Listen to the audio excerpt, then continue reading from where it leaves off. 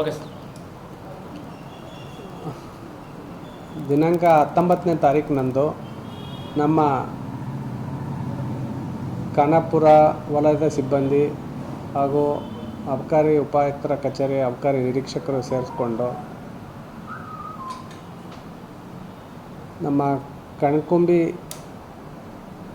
ಹೋಗುವ ಜಾಂಬೋಟಿಯಿಂದ ಕಣಕುಂಬಿಗೆ ಹೋಗುವಂತಹ ರಸ್ತೆಯಲ್ಲಿ ಒಂದು ಅಶೋಕ ಲೈಲ್ಯಾಂಡ್ ಟ್ಯಾಂಕರನ್ನು ನಿಲ್ಲಿಸಿ ತಪಾಸಣೆ ಮಾಡ್ತಾರೆ. ಅದನ್ನು ಪರಿಶೀಲನೆ ಮಾಡಿದಾಗ ಅದರಲ್ಲಿ ಮೇಲ್ಗಡೆ ರೈಸ್ ಬ್ರೌನ್ ಆಯಿಲ್ ಅಂತಂದು ಹೇಳ್ಬಿಟ್ಟು ಅವರು ದಾಖಲಾತಿಗಳನ್ನು ತೋರಿಸ್ತಾರೆ. ಆದರೆ ನಮ್ಮ ಸಿಬ್ಬಂದಿಗೆ ಅದು ಒಂದು ಸಂಶಯ ಬರುತ್ತೆ, ಇದರಲ್ಲಿ ರೈಸ್ ಬ್ರೌನ್ ಆಯಿಲ್ ಇಲ್ಲ ಇದರಲ್ಲಿ. ಅದನ್ನು ಮುಟ್ಟು ನೋಡಿದಾಗ ಅದು ಯಾಕೋ ಸ್ವಲ್ಪ ಜಾಸ್ತಿ ತಂಪಿದೆ ಅಂತ ಹೇಳಿ ಅವ್ರಿಗೆ ಮಾಹಿತಿ ಬಂದಿರುತ್ತೆ. ಹಾಗಾಗಿ ಅದನ್ನು ಚೆಕ್ ಮಾಡಿ ನೋಡಿದಾಗ ಅದು ಪಾರ್ಟೇಷನ್ ಟ್ಯಾಂಕರ್. ಮೇಲ್ಗಡೆ ನೋಡಿದ ತಕ್ಷಣ ಹೋಗಿ ಚೆಕ್ ಮಾಡಿದಾಗ ಆಯಿಲ್ ಕಾಣಿಸುತ್ತೆ, rice brown oil.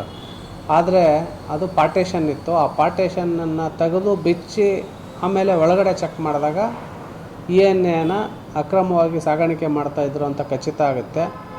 Ashoka Leyland 6 ಚಕ್ರದ ಲಾರಿ ಟ್ಯಾಂಕರನ್ನು ಸೀಸ್ ಮಾಡಿದ್ದೀವಿ. ಮತ್ತು ಅದೇ ದಿನ ಮೊಕದ್ದಮೆ ದಾಖಲಿಸಲಾಗಿದೆ. ವಾಹನ ಚಾಲಕ ಸಿದ್ದರಾಜು ಪುಟ್ಟಸ್ವಾಮಿ ಅನ್ನೋರನ್ನು ಬಂಧಿಸಿದ್ದೀವಿ. ಮತ್ತು ಈ ಜಪ್ತಿಪಡಿಸಿದಂತಹ ಮದ್ಯಸಾರದ ಮೌಲ್ಯ ಹಾಗೂ ವಾಹನದ ಮೌಲ್ಯ ಒಟ್ಟಾಗಿ 35 ಲಕ್ಷ ರೂಪಾಯಿ ಆಗ್ತಾಯಿದೆ. ಹಾಗಾಗಿ ಇತ್ತೀಚೆಗೆ ಸಿಕ್ಕಂಥ ಅತ್ಯಂತ ಒಳ್ಳೆಯ ಪ್ರಕರಣ ಇದು. ಈ ಪ್ರಕರಣವನ್ನು ದಾಖಲಿಸಿಬಿಟ್ಟು ತನಿಖೆಯನ್ನು ಮುಂದುವರಿಸಿದ್ದೀವಿ. ಅದೇ ಇದು ಇನ್ನೂ ತನಿಖೆಯಲ್ಲಿ ಗೊತ್ತಾಗಬೇಕು. ಈಗ ನಮಗೆ ಬೆಳಗಾಂ ಕಡೆಯಿಂದ ಇದು ಗೋವಾಗೆ ಹೋಗ್ತಾ ಇತ್ತು. ಆದರೆ ಎಲ್ಲಿಂದ ಬಂದಿತ್ತು ಅನ್ನೋದನ್ನು ಇನ್ನೂ ತನಿಖೆಯಲ್ಲಿ ಸ್ಪಷ್ಟವಾಗಿ ಸಾಬೀತಾಗಿಲ್ಲ.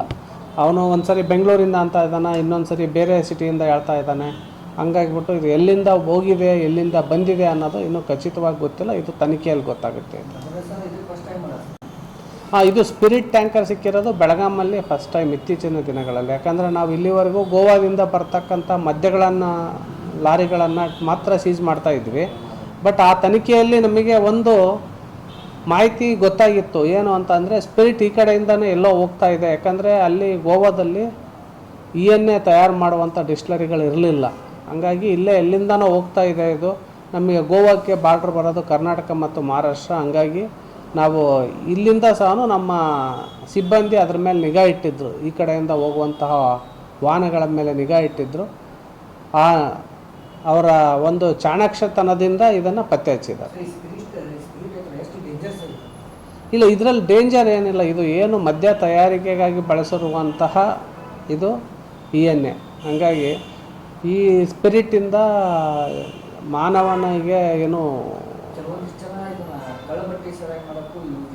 ಇಲ್ಲ ಇಲ್ಲ ಇಲ್ಲ ಇದು ಕಳ್ಬಟ್ಟಿ ಸರಾಯಿನೇ ಬೇರೆ ಮತ್ತು ಇದೇ ಬೇರೆ. ಕಳ್ಬಟ್ಟಿ ಸರಾಯಿ ಅಂತ ಅಂದರೆ ಅದು ಅವರೇ ತಯಾರು ಮಾಡೋದು ಗ್ರಾಮಗಳಲ್ಲಿ. ಬಟ್ ಅದಕ್ಕೂ ಇದಕ್ಕೂ ಯಾವ ಸಂಬಂಧನೂ ಇಲ್ಲ. ಇದು ಡಿಸ್ಟಿಲರಿಯಲ್ಲಿ ತಯಾರಾಗಿರುವಂತಹ ಸ್ಪಿರಿಟ್. ಇದು 14,000 ಲೀಟ್ರು ಸ್ಪಿರಿಟನ್ನು ಸೀಸ್ ಮಾಡಿದ್ದೀವಿ. ಅತ್ಯಂತ ದೊಡ್ಡ ಪ್ರಮಾಣದ ಕೇಸ್ ಇದು. ಇತ್ತೀಚಿನ ದಿನಗಳಲ್ಲಿ ಇಂಥ ದೊಡ್ಡ ಪ್ರಮಾಣದ ಕೇಸು ನಮಗೆ ದೊರೆತಿರಲಿಲ್ಲ. ಇದು ಒಂದು ಅತ್ಯುತ್ತಮವಾದ ಪ್ರಕರಣ. ಹಂಗಾಗಿಬಿಟ್ಟು ನಮ್ಮ ಸಿಬ್ಬಂದಿಗಳನ್ನು ಅಭಿನಂದಿಸಿಬಿಟ್ಟು ಅವರಿಗೆ ಪ್ರಶಂಸನೀಯ ಪತ್ರವನ್ನು ಸಹ ನೀಡ್ತೀನಿ ಅಂತ ಹೇಳ್ತೀನಿ ಅವರಿಗೆ. ಯಾವ ರೀತಿ ಮಾಡಿರಿ ಸರ್ ಪಾರ್ಟಿಷನ್? ಒಂದು ಅಂದರೆ ಇತ್ತೀಚೆಗೆ ಪುಷ್ಪ ಪಿಕ್ಚರ್ದಲ್ಲಿ ಅದೇ ಥರ ಇತ್ತು. ಹೌದೌದು, ಇದು ಅದಕ್ಕಿಂತ ಹೆಚ್ಚಾಗಿದೆ. ಇದು ಯಾವ ಥರ ಪಾರ್ಟಿಷನ್ ಇದೆ ಅಂದರೆ ದೊಡ್ಡ ಟ್ಯಾಂಕರ್ ಇದೆ. ದೊಡ್ಡ ಟ್ಯಾಂಕರ್ ಒಳಗಡೆ ಒಂದು ಸ್ಮಾಲ್ ಪಾರ್ಟೇಷನ್ ಮಾಡಿದ್ದಾರೆ.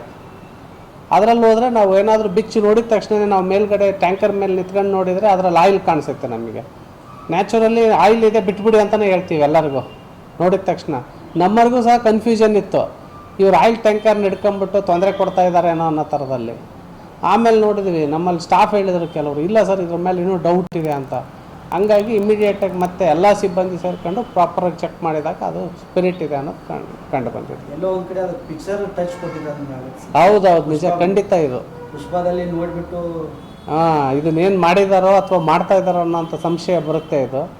ಹಂಗಾಗಿ ಅದು ನಿಜ ಇದ್ದರೂ ಇರ್ಬೋದು. ಏನು ಅದನ್ನು ನೋಡಿ ಇವ್ರು ಮಾಡಿದಾರೋ ಅಥವಾ ಇದನ್ನು ನೋಡ್ಬಿಟ್ಟು ಅವ್ರು ಫಿಲಮ್ ಮಾಡಿದಾರೋ ಗೊತ್ತಿಲ್ಲ.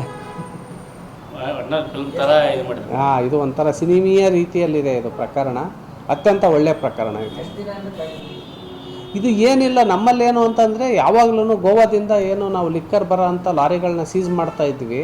ಅದರಲ್ಲಿ ಒಂದು ಡೌಟ್ ಬರ್ತಾ ಇತ್ತು ನಮಗೆ, ಇದಕ್ಕೆ ರಾ ಮೆಟೀರಿಯಲ್ ಎಲ್ಲಿಂದ ಬರುತ್ತೆ ಗೋವಾಗೆ ಅಂತ. ಅವಾಗಿಂದನೂ ಚೆಕ್ ಮಾಡ್ತಾನೆ ಇದ್ದರು, ರೋಡ್ ವಾಚ್ ಮಾಡ್ತಾನೆ ಇದ್ದರು, ಚೆಕ್ ಪೋಸ್ಟಲ್ಲಿ ಚೆಕ್ ಮಾಡ್ತಾಯಿದ್ರು. ಆಮೇಲೆ ಸಾಮಾನ್ಯವಾಗಿ ಈ ಥರ ದೊಡ್ಡ ಟ್ಯಾಂಕರ್ಸ್ಗಳು ಈ ರೋಡಲ್ಲಿ ಹೋಗಲ್ಲ, ಕಣ್ಕುಂಬಿ ರೋಡಲ್ಲಿ. ಕಾರಣ ಏನು ಅಂತಂದರೆ ಅಲ್ಲೊಂಥರ ಕಿಡಿದಾದ ರಸ್ತೆ ಇದೆ ಮುಂದೆ, ದೊಡ್ಡ ಟ್ಯಾಂಕರು ಹೆವಿ ಲೋಡ್ ಹೋಗೋದು ಕಷ್ಟ. ಹಂಗಾಗಿ ಇದು ದೊಡ್ಡ ಲೋಡರ್ಗಳು ಯಾವುವು ಹೋಗಲ್ಲ ನಮ್ಮಲ್ಲಿ, ಹೆವಿ ಕೆಪಾಸಿಟಿವು. ಇದು 14,000 ಕಡಿಮೆ ಸ್ಟ್ರೆಂತ್ ಕೆಪಾಸಿಟಿ ಇರೋದ್ರಿಂದ ಹೋಗಿದೆ ಇಲ್ಲ ಅಷ್ಟೆ. ಅಂದರೆ ಎದಕ್ಕೆ ಬಳಕೆ ಮಾಡ್ತಾಯಿದ್ರೆ ಏನೋ ಮಾಹಿತಿ ಸರ್? ಇದನ್ನೇನು ಇಲ್ಲ, ಅಲ್ಲಿ ಹೋದ್ಮೇಲೆ ಮೋಸ್ಟ್ಲಿ ಮದ್ಯ ತಯಾರು ಮಾಡೋಕ್ಕೆ ಮಾಡಬೇಕು. ಬಟ್ ಅದು ಈಗಲೇ ಹೇಳೋಕ್ಕಾಗಲ್ಲ ಯಾವುದಕ್ಕೆ ಬಳಕೆ ಮಾಡ್ತಾಯಿದ್ರು ಅಂತ. ನೋಡ್ತೀವಿ ಇದಂತ. ಗೋವಾದಲ್ಲಿ ಗೋವಾಕ್ಕೆ ಹೋಗ್ತಾ ಇತ್ತು. ಹಾಂ, ಗೋವಾಕ್ಕೆ ಹೋಗ್ತಾ ಇದ್ರು. ಯಾಕಂದರೆ ನಾವು ಅಲ್ಲಿ ಬಿಟ್ಟರೆ ನಮಗೆ ಏನು ಜಾಂಬೋಟಿ ಬಿಟ್ಟರೆ ಕಣಕುಬಿ ಕಡೆಗೆ ಹೋದರೆ ಇನ್ಯಾವುದೂ ಇಲ್ಲ ಕರ್ನಾಟಕದಲ್ಲಿ. ಅಲ್ಲಿರೋದೆಲ್ಲ ಫಾರೆಸ್ಟೇ. ಗೋವಾದಲ್ಲಿ ಡಿಸ್ಟಿಲರಿ ಇಲ್ಲಲ್ವಾ ಸರ್? ಅದು ಗೋವಾದಲ್ಲಿ ENA ಡಿಸ್ಟಿಲರಿ ಇಲ್ಲ, ಲಿಕ್ಕರ್ ಅಂದರೆ ಮದ್ಯ ತಯಾರಿಕೆ ಮಾಡೋವಂಥ ಡಿಸ್ಟಿಲರಿಗಳಿದ್ದಾವೆ ಅಲ್ಲಿ. ಏನು ಯಾರಂತ ಎಲ್ಲಿಂದ ಬಂತು